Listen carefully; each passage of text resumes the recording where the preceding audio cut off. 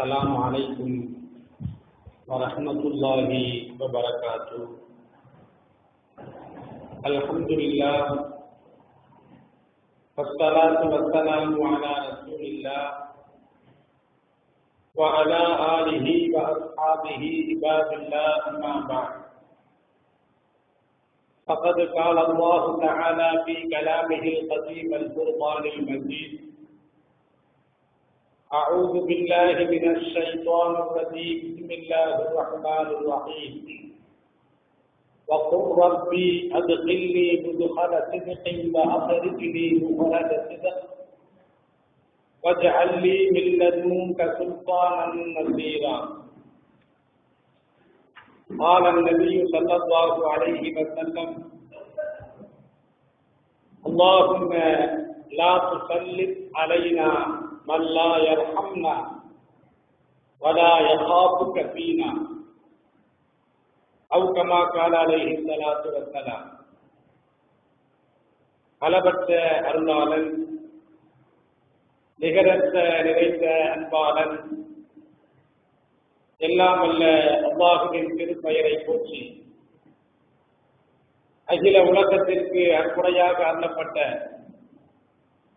அண்ணல் நபிகள் நாயகம் ஸல்லல்லாஹு அலைஹி வஸல்லம் அவர்களை போற்றி எனதுரையை ஆரம்பம் செய்கின்றேன். கண்ணியமிக்க அல்லாஹுவின் நல்லடியார்களே, எல்லாம் அல்ல அல்லாஹ் அல் குர்ஆனிலே சூரத்து பனூ இஸ்ராயீல் என்ற அந்த சூறாவிலே 80வது வசனத்தில் இறைவன் பேசுகின்ற பொழுது ஸல்லல்லாஹு அலைஹி வஸல்லம் அவர்களுக்கு இறைவன் அழகான ஒரு துஆவை கற்றுத் தருகிறான். அது எந்த துஆ அப்படின்னா, நபிகள் பெருமான் ஸல்லல்லாஹு அலைஹி வஸல்லம் அவர்கள் நபித்துவம் கிடைத்த பிறகு கிட்டத்தட்ட 13 ஆண்டுகள் மக்காவிலே வாழ்ந்தார்கள். அப்படி மக்காவிலே வாழுகின்ற பொழுது ஸல்லல்லாஹு அலைஹி வஸல்லம் அவர்களுக்கு ஒரே தலைமை மாத்திரம்தான் வழங்கப்பட்டிருந்தது. அதுதான் ஆன்மீக தலைமை. ஸல்லல்லாஹு அலைஹி வஸல்லம் அவர்கள் மக்காவை துறந்து மதீனாவிற்கு செல்லுகின்ற பொழுது அல்லாஹ் ரப்புல் ஆலமீன் அன்னலாரிடம் ஒரு அழகான துஆவை கேட்க வைக்கிறான். அது என்ன துஆ அப்படின்னா, மதீனாவிற்கு சென்ற பிறகு எனக்கு அரசியல் தலைமையையும் தா என்று நபியை நீங்கள் கேட்டு பெறுங்கள் என்ற ஒரு துஆவினை அன்னலாருக்கு எல்லாம் வல்ல அல்லாஹ் அழகான முறையிலே கற்றுத் தருகிறான். இறைவன் சொல்லுவான் நபியை பார்த்து, வகுல், நபியை நீங்கள் கேளுங்கள். என்ன கேட்கிறது? ரப்பி அத்கில்னி முதுகல சிதகின். இறைவா, நான் மக்காவை துறந்து மதீனாவிற்கு நுழைய இருக்கின்றேன். எனது நுழைவை நல்ல நுழைவாக நீ ஏற்படுத்தி தருவாயாக. வஅக்ரிஜ்னி முகரஜ சிதகின். நான் மதீனாவை துறந்து வெளியேறி செல்லுகின்றேன். எனது வெளியேற்றமும் நல்ல வெளியேற்றமாக நீ ஆட்சி அன்புரிவாயாக என்று நபிகளாரை பார்த்து இப்படிப்பட்ட துஆவினை எல்லாம் வல்ல அல்லாஹ் கேட்க வைக்கிறான். ஸல்லல்லாஹு அலைஹி வஸல்லம் அவர்களும் கேட்டார்கள்.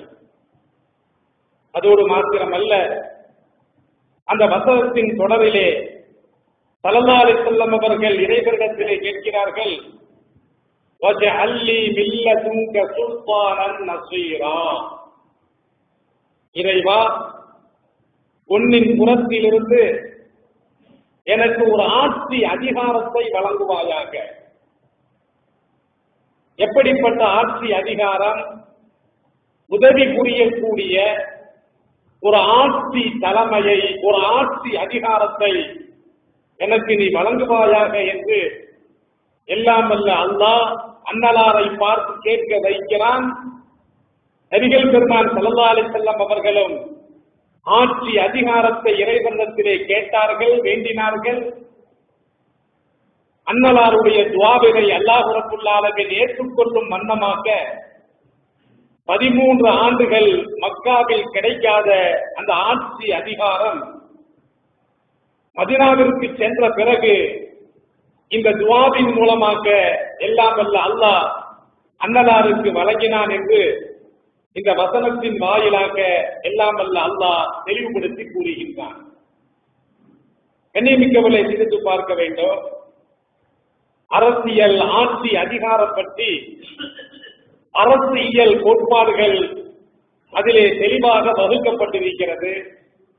அரசின் அமைப்பு, அரசின் கடமை, அதிகாரம், குடிமக்களின் உரிமை ஆகியவற்றை வரையறுக்கும் சட்டமே அரசியல் சாசனம் என்று போற்றப்படுகிறது. இஸ்லாம் இப்படிப்பட்ட ஆட்சி அதிகாரத்தை, அரசியலை இஸ்லாத்தின் ஒரு அங்கமாக வைத்திருக்கிறது. சில பேர் சொல்லுவாங்க, இந்த போட்டியெல்லாம் எதுக்கு, இந்த தலைமை பதவி எல்லாம் எதற்கு என்றெல்லாம் பேசுவார்கள். ஆனால் இஸ்லாத்தின் ஒரு அங்கம் தான் அரசியல். இன்று அது சாக்கடையா போயிருச்சு, மனிதர்களுடைய கரங்கள் பட்டு, அது வேற விஷயம். ஆனாலும் கூட நபிகள் பெருமான் ஸல்லல்லாஹு அலைஹி வஸல்லம் அவர்களும் ஒரு அரசியல் தலைவராக இந்த உலகத்திலே அங்கீகாரம் செய்யப்பட்டிருக்கிறார்கள். எப்படிப்பட்ட அரசியலை நடத்தினார்கள்? மதீனாவிலே கிட்டத்தட்ட 10 ஆண்டுகள் மக்களுடைய உரிமைகளை பாதுகாத்தார்கள், ஜனநாயகத்தை பாதுகாத்தார்கள், மக்களுக்கு ஆற்ற வேண்டிய, செய்ய வேண்டிய கடமைகளை சாதி மதம் பாராமல், இனம் பாராமல், மொழி பாராமல் அனைத்து மக்களுக்கும் தங்களது ஆட்சிக்கு உட்பட்ட அந்த பகுதிகளிலே அழகான திட்டங்களை எல்லாம் நபிகள் பெருமான் ஸல்லல்லாஹு அலைஹி வஸல்லம் அவர்கள் செயல்படுத்தி காட்டினார்கள். வரலாறு கூறுகிறது. இப்படி பெருமான் ஸல்லல்லாஹு அலைஹி வஸல்லம் அவர்களுக்கு எல்லாம் வல்ல அல்லாஹ் ஒரு சேர 2 தலைமைகளை வழங்கினார். சில நபிமார்களுக்கு ஆன்மீக தலைமை மாத்திரம்தான் வழங்கியிருக்கிறான். இன்னும் சில நபிமார்களுக்கு 2 விதமான தலைமைகளையும் இந்த உலகத்திலே வழங்கி அல்லாஹ் ரப்பல் ஆலமீன் கண்ணியப்படுத்தினான், கௌரவப்படுத்தினான். அந்த வரிசையிலே பார்க்கின்ற பொழுது நபிகள் பெருமான் ஸல்லல்லாஹு அலைஹி வஸல்லம் அவர்களுக்கு எல்லாம் வல்ல அல்லாஹ் 2 தலைமை பொறுப்பையும் கொடுத்தான். ஒன்று ஆன்மீக தலைமை, இன்னொன்று அரசியல் தலைமை. அப்ப அரசியலுடைய அவசியத்தை அன்னலார் கேட்ட அந்த துவா நமக்கு அரசியல் அதிகாரம் வேண்டும் என்று அழகான முறையிலே நமக்கு எடுத்து காட்டுகிறது. ஸல்லல்லாஹு அலைஹி வஸல்லம் அவர்கள் அந்த அதிகாரத்தை ஏன் கேட்டார்கள்? வஜஅல்லி மில்லதுன்க சுல்தானன் நஸீரா, இறைவா உன் புறத்திலிருந்து எனக்கு ஆட்சி அதிகாரத்தை வழங்கு. அந்த ஆட்சி அதிகாரம் என்பது நான் செய்யக்கூடிய செயலுக்கு அது உதவிகரமாக இருக்க வேண்டும் என்பதற்காக வழங்கு என்று கேட்டார்கள். அப்ப இஸ்லாத்தை செயல்படுத்துவதற்கு கூட, ஏகத்துவத்தை நிலைநாட்டுவதற்கு கூட, மார்க்கத்தை நிலைநாட்டுவதற்கு கூட அங்கே அரசியல் தலைமை தேவைப்படுகிறது என்பதனை உணர்ந்த அல்லாஹ் அன்னலாரை இப்படி கேட்க வைக்கிறான். அந்த ஆட்சி அதிகாரம் நான் செய்யக்கூடிய அந்த தாவா பணிக்கு, நான் செய்யக்கூடிய ஏகத்துவ பணிக்கு, நான் செய்யக்கூடிய மார்க்க பணிக்கு அந்த ஆட்சி அதிகாரம் எனக்கு உதவிகரமாக இருக்க வேண்டும். அப்படிப்பட்ட ஆட்சி அதிகாரத்தை தா என்று நபிகள் பெருமான் ஸல்லல்லாஹு அலைஹி வஸல்லம் அவர்கள் அல்லாஹ்விடத்திலே கேட்டு பெற்றார்களா இல்லையா? என்னை சிந்தித்து பாருங்கள். இறைவனுடைய அந்த திருக்குறானில் நீங்கள் பார்க்கின்ற பொழுது ஆட்சியை பற்றி அல்லாஹ் பேசுகிறான், அரசியலை பற்றி அல்லாஹ் பேசுகிறான். ஜனநாயகத்தினுடைய தூண்களாக 4 தூண்கள் மதிக்கப்படுகிறது, போற்றப்படுகிறது. ஒன்று நீதி, இரண்டாவது நிர்வாகம், மூன்றாவது சட்டமன்றம், நான்காவது ஊடகம். இந்த உலகத்திலே அரசியலுடைய அடிப்படையாக இந்த நான்கும் தேவைப்படுகிறது. நீதி இருக்க வேண்டும், நிர்வாகம் இருக்க வேண்டும், சட்டமன்றத்திலே நமது பிரதிநிதித்துவம் இருக்க வேண்டும், ஊடகத்துறையை நாம் கோலோச்ச வேண்டும். ஆனால் இந்த நான்கிலும் இஸ்லாமியர்கள் ஹீரோக்களா என்று பார்த்தால் நிச்சயமாக ஜீரோக்கள்.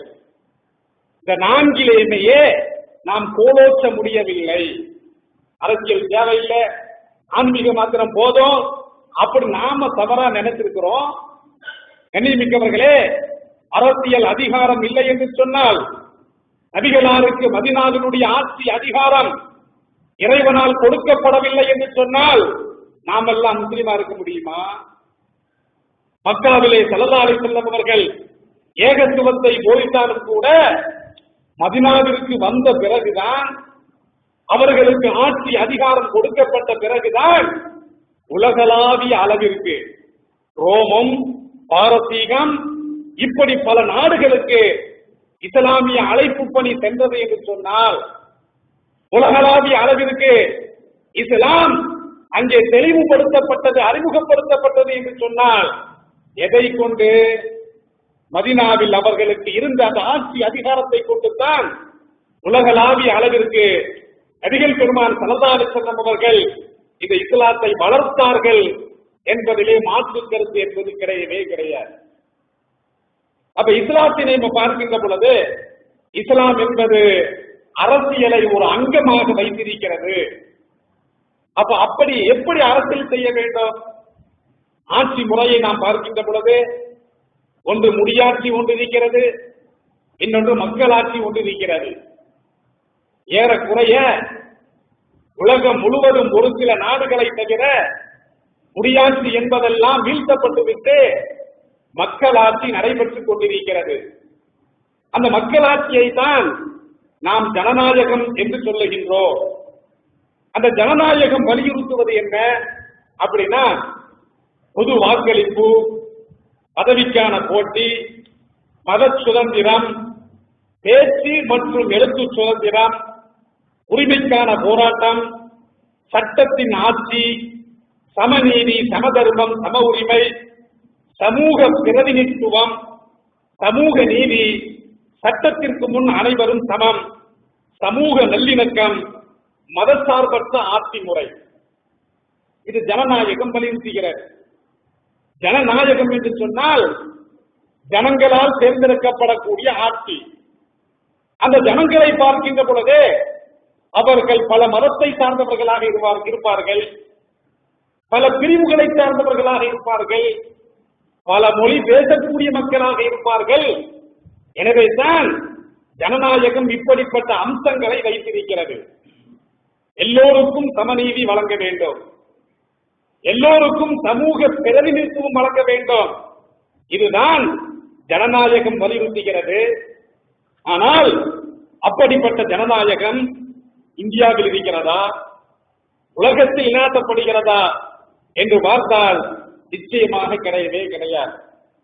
இஸ்லாமியர்கள் எந்த அளவுக்கு இருக்கிறார்களோ, இந்தியாவில் இருக்கிறார்களோ, அந்த அளவுக்கு சமூக பிரதிநிதித்துவம் இஸ்லாமியர்களுக்கு கொடுக்கப்படவில்லை. சட்டமன்றத்திலே, பாராளுமன்றத்திலே, மக்கள் மன்றத்திலே இஸ்லாமியர்களுடைய எண்ணிக்கையை பார்க்கின்ற பொழுது ரொம்பவும் கம்மியா இருக்குது. நமது குரல் ஒலிக்கிறதா, நமது கோரிக்கைகள் அங்கே ஒலிக்கப்படுகிறதா, நமது உரிமைகள் சம்பந்தமாக பேசப்படுகிறதா என்று பார்த்தால் நிச்சயமாக கிடையவே கிடையாது.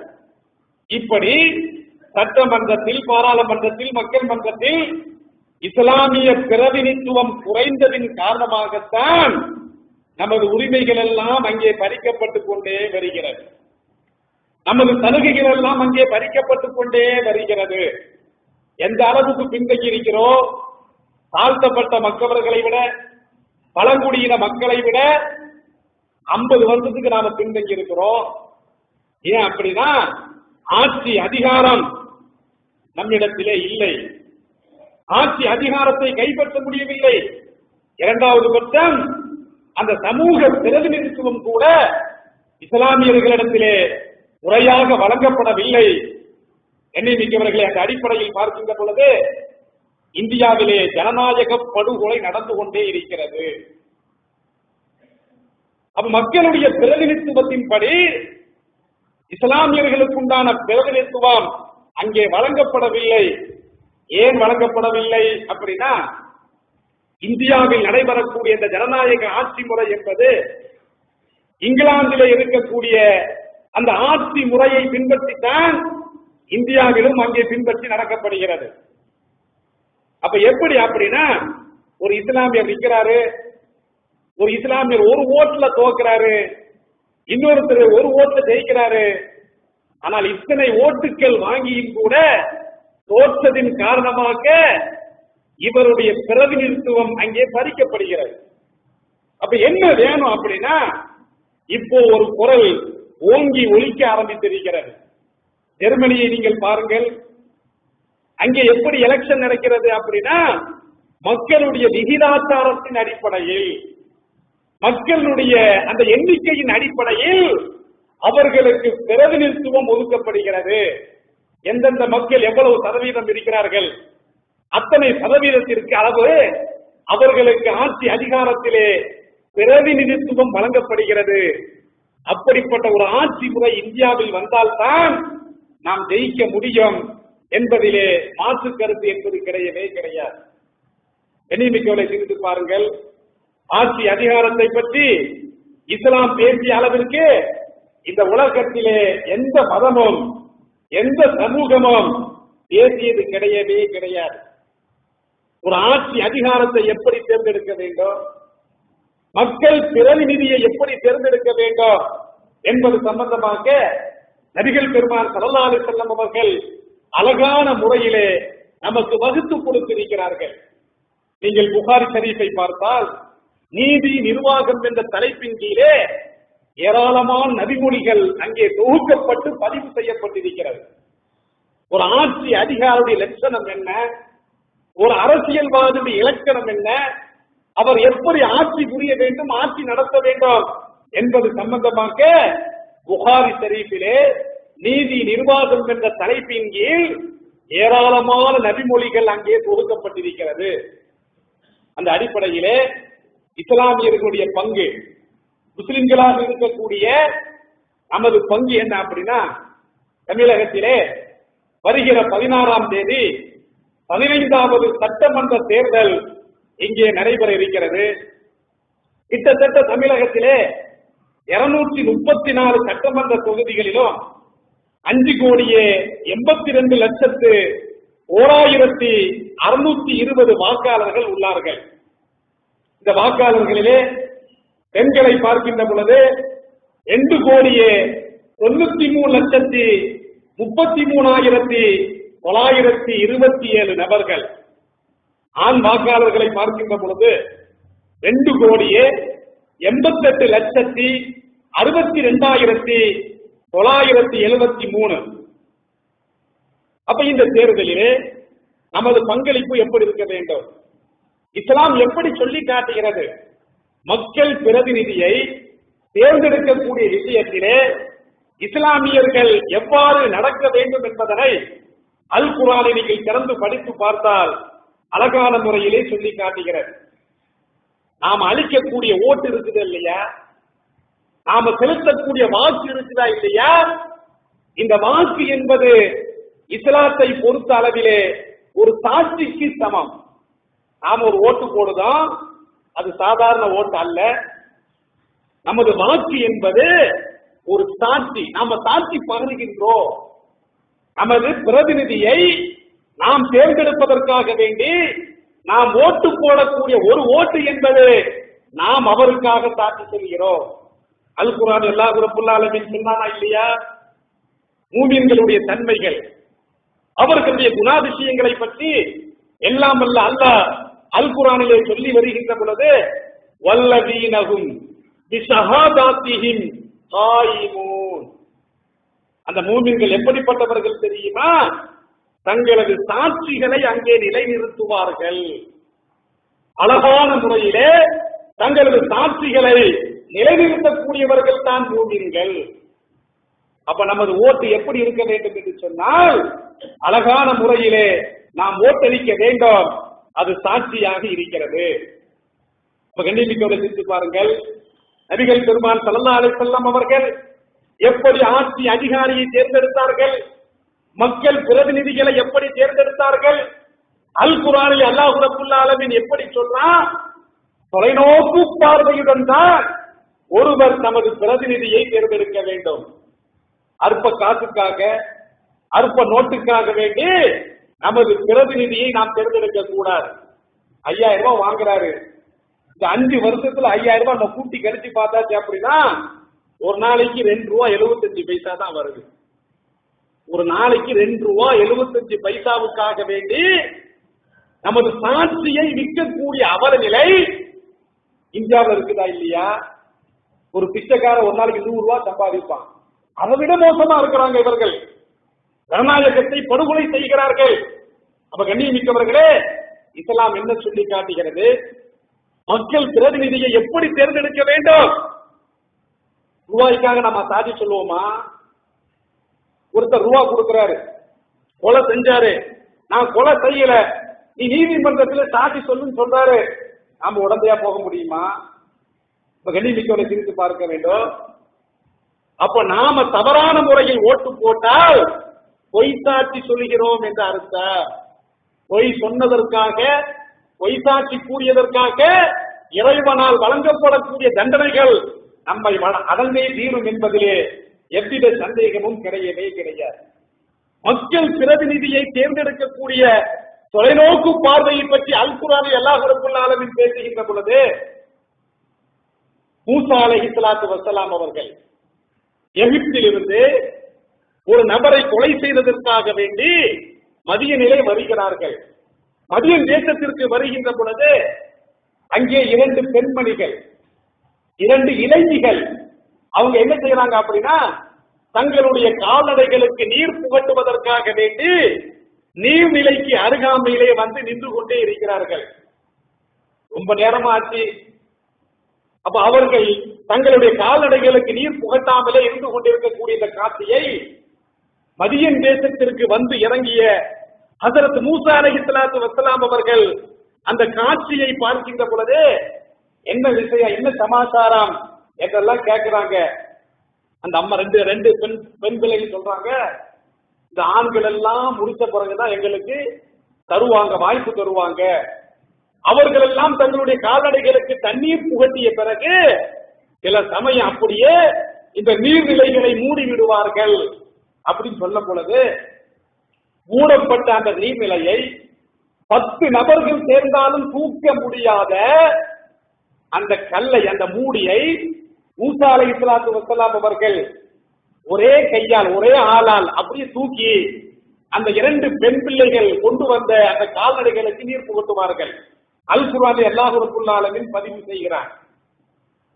அப்ப இந்த 2 பெண் பிள்ளைகள் என்ன சொல்றாங்க அப்படின்னா, நேரா தங்களுடைய தந்தையார் ஷுஐப் அலைஹிஸ்ஸலாத்து வஸ்ஸலாம் இடத்துல சொல்றாங்க. என்ன சொல்றாங்க அப்படின்னா, இப்படிப்பட்ட ஒரு மனிதரை பார்த்திருக்கிறோம், எங்களுக்கு ரொம்ப ஹெல்ப்பா செஞ்சாரு, உதவி செஞ்சாரு, அப்ப அந்த மனிதனை நம்ம விட்டுவிடக் கூடாது அப்படின்னு சொல்லுகின்ற பொழுது, அப்ப 2 பெண் பிள்ளைகளை ஒருவரை அனுப்பி அவரை போய் கூட்டுவா அப்படிம்பாங்க அவரது தந்தை ஷுஐப் அலைஹிஸ்ஸலாத்து வஸ்ஸலாம் அவர்கள். அப்ப நேர ஒரு பெண்மணி மூசா அலைஹிஸ்ஸலாத்து வஸ்ஸலாம் இடத்திலே வந்து, எங்களது தந்தை உங்களை அழைக்கிறார், வாங்க வீட்டுக்கு வாங்க அப்படின்னு சொல்லும் பொழுது, முதல்ல அந்த பெண்மணி நடந்து போறாங்க. இரண்டாவது மூசா அலைஹிஸ்ஸலாத்து வஸ்ஸலாம் அவர்கள் நடந்து போறாங்க. இப்படி நடந்து போகின்ற பொழுது அந்த பெண்மணியினுடைய கால் பகுதி சற்று ஆடை விலகி அதனுடைய கால் பகுதி தெரியும். இதை மூசா அலைஹிஸ்ஸலாத்து வஸ்ஸலாம் பார்த்துருவாங்க. பார்த்த உடனே, ஆகா நமது பார்வை தவறா செல்லுகிறதே. உடனே அந்த பெண்மணி அழைச்சி சொல்லுவாங்க, வழிகாட்டி முன்னால்தான் செல்லணும், ஆனால் நீ பெண்ணாக இருக்கிறாய், நான் ஆணாக இருக்கிறேன், நான் முன்னால போறேன், நீ பின்னால வந்து வழிகாட்டு அப்படின்னு சொல்லுவாங்க. கண்ணியமிக்கவர்களே, இந்த காட்சிகளை எல்லாம் அந்த பெண்மணி தனது தந்தையிடத்திலே சொல்லி, இவரை நமது பிரதிநிதியாக தேர்வு செய்யலாம், நமது கூலியாளாக தேர்வு செய்யலாம், வேலை செய்வதற்கு 2 தகுதிகள் இவரிடத்தில் இருக்கிறது. ஒன்று திறமை இருக்கிறது, பவர்ஃபுல்லான மனிதரா இருக்கிறார். 2 நம்பிக்கையான மனிதரா இருக்கிறார். அப்படின்னு சொல்லும் பொழுது ஷுஐப் அலைஹிஸ்ஸலாத்து வஸ்ஸலாம் அவர்கள் மூசா அலைஹிஸ்ஸலாத்து வஸ்ஸலாம் அவர்களை அங்கே தேர்வு செய்கிறார்கள். வேலையாளா தேர்வு செய்கிறார்கள். சாதாரண ஒரு வேலையாள தேர்வு செய்வதற்கு நம்ம என்னத்தை பார்க்கிறோம்? நம்பிக்கையை பார்க்கிறோம், நாணயத்தை பார்க்கிறோம். அரசியல் அதிகாரிகள் யாரு? எம்எல்ஏக்கள் யாரு? மக்கள் பிரதிநிதிகள், மக்களுக்கு வேலை செய்யக்கூடிய வேலையாட்கள். அந்த வேலையாட்களை தேர்வு செய்கின்ற விஷயத்துல நம்பிக்கை பார்க்கணுமா இல்லையா? நாணயத்தை பார்க்கணுமா இல்லையா? திறமைய பார்க்கணுமா இல்லையா? என்ன சிந்தித்து பாருங்கள். அதோடு மாத்திரமல்ல, அபூபக்கர் சித்திக் ரலியல்லாஹு அன்ஹு அவர்கள் தனது ஆட்சி அதிகாரத்தினுடைய கடைசி காலகட்டத்திலே தனக்கு பிறகு ஒரு பிரதிநிதியை, ஒரு ஜனாதிபதியை தேர்ந்தெடுக்க வேண்டும் என்பதற்காக வேண்டி அவர்கள் யாரை தேர்ந்தெடுத்தார்கள்? உமர் ரலியல்லாஹு அன்ஹு அவர்களை தேர்ந்தெடுத்தார்களா இல்லையா? தொலைநோக்கு பார்வையுடன் தேர்ந்தெடுத்தார்களா இல்லையா? இஸ்லாம் அதைத்தான் சொல்லி காட்டுகிறது. நபிகள் பெருமான் ஸல்லல்லாஹு அலைஹி வஸல்லம் அவர்கள் கூட 2 பேர் வந்து கேட்கிறாங்க, எங்களுக்கு ஆட்சி அதிகாரத்தை தாங்க, எங்களுக்கு பதவியை தாங்கன்னு கேட்கும் பொழுது ஸல்லல்லாஹு அலைஹி வஸல்லம் அவர்கள் என்ன சொல்லுவாங்க? கேட்டு பெறுபவருக்கு நாம் ஆட்சி அதிகாரத்தை கொடுக்க மாட்டோம் சொல்றாங்களா இல்லையா? எவர்கள் எல்லாம் ஆட்சி அதிகாரத்தை தேடுகிறார்களோ அவர்களுக்கு நாம் வழங்க மாட்டோம், கேட்காதவருக்குத்தான் வழங்குவோம் என்று சொல்றாங்க. கண்ணியமிக்கவர்களை சிந்தித்து பாருங்கள். அப்ப எப்படி நடக்க வேண்டும்? விசுவாசமாக இருக்க வேண்டும். இன்னொரு நபரை ஸல்லல்லாஹு அலைஹி வஸல்லம் அவர்கள் ஜக்காத்தை வசூலிப்பதற்காக வேண்டி அதிகாரியா தேர்ந்தெடுப்பாங்க. ஒரு சஹாபிய இவரு போய் பனு சுலைம் கூட்டத்தாரிடத்துல அதன் ஜக்காத்துடைய நிதி வசூல்களை எல்லாம் வசூல் செய்துவிட்டு வருகின்ற பொழுது 2 பாதியா பிரிச்சிருவாரு. ஒரு பாதி உங்களுக்கு அரசாங்கத்துக்கு, ஒரு பாதி எனக்கு பாரு. ஸல்லல்லாஹு அலைஹி வஸல்லம் கேட்பாங்க, என்னப்பா கூத்தா இருக்குது? ஒரு பாதி நீ வச்சுக்கிட்ட, ஒரு பாதி கவர்மெண்ட்டுக்கு சொல்ற, என்னன்னு கேட்கும் பொழுது இது அரசாங்கத்துக்கு செலுத்திய நிதி, ஜக்காத்து நிதி, இது எனக்கு அன்பளிப்பாக தரப்பட்டது அப்படிங்கும் பொழுது ஸல்லல்லாஹு அலைஹி வஸல்லம் கோவப்பட்டுருவான். இவருக்கு என்ன வந்துருச்சு? இவர் வீட்டுல இருந்தார் அப்படின்னா இந்த அன்பளிப்புகள்லாம் இவருக்கு கிடைக்குமா? இது யாருடைய சொத்து? இவருடைய தாய் தகப்பனுடைய சொத்தா?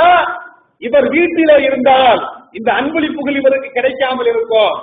இது அரசாங்கத்தினுடைய சொத்து, அரசாங்கத்திலே சேர்க்கப்படும் என்று சொல்லிவிட்டு ஸல்லல்லாஹு அலைஹி வஸல்லம் அவர்கள் சொல்லுவார்கள், எந்த ஒரு மனிதன் மக்கள் மன்றத்திலே லஞ்சம் பெறுகின்றானோ, எந்த அளவுக்கு லஞ்சத்தை பெற்றானோ, ஒரு ஆட்டை லஞ்சமா வாங்குறான், ஒரு மாட்டை வாங்குறான், ஒரு பங்களா வாங்குறான், ஒரு காரை வாங்குறான், எதை லஞ்சமாக வாங்கினானோ அதை நாளை மறுமையிலே கழுத்திலே தொங்க போட்டு வருவான்.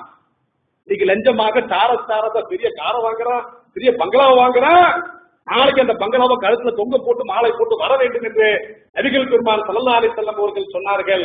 அப்ப கண்ணியமிக்கவர்களே, நோட்டுக்காக ஓட்டு போடக்கூடாது. அப்படி ஆட்சி அதிகாரத்தை, ஆட்சி அதிகாரியை லாபத்தை எதிர்பார்த்து ஒருவர் தேர்வு செய்தால், பதவி பிரமாணம் செய்து வைத்தால், நாளை மறுமையிலே அவருக்கு வேதனை உண்டு என்று நபிகள் பெருமான் ஸல்லல்லாஹு அலைஹி வஸல்லம் அவர்கள் அறிவித்திருக்கிறார்கள். இந்த ஹதீஸ் புகாரில் பதிவு செய்யப்பட்டிருக்கிறது. ஆகவே கண்ணியமிக்கவர்களே, தொலைநோக்கு பார்வையுடன் இஸ்லாமியர்களுக்கு, இஸ்லாமிய சமூகத்திற்கு எவர்களெல்லாம் நெருக்கமாக இருப்பார்களோ, நாம் கூப்பிட்ட குரலுக்கு எவர் ஓடி வருவார்களோ, இஸ்லாத்துடன் ஐக்கியமாக இருப்பவர்கள், முஸ்லிம்களுடன் ஐக்கியமாக இருப்பவர்கள், நமது உரிமைகளை பரிசீலனை செய்யக்கூடியவர்கள், நமது கோரிக்கைகளை கேட்கக்கூடியவர்கள் எவர்களாக இருக்கிறார்களோ அப்படிப்பட்டவர்களை நமது பிரதிநிதியாக நாம் தேர்ந்தெடுக்க வேண்டும். அதைத்தான் இஸ்லாம் சொல்லி காட்டுகிறது. அந்த அடிப்படையில் வாழ்வதற்கு எல்லாம் வல்ல இறைவன் தௌஃபீக் செய்வானாக. வாஹிர் தாவாகும் அல்ஹம்துலில்லாஹி ரப்பில் ஆலமீன். அஸ்ஸலாமு அலைக்கும்.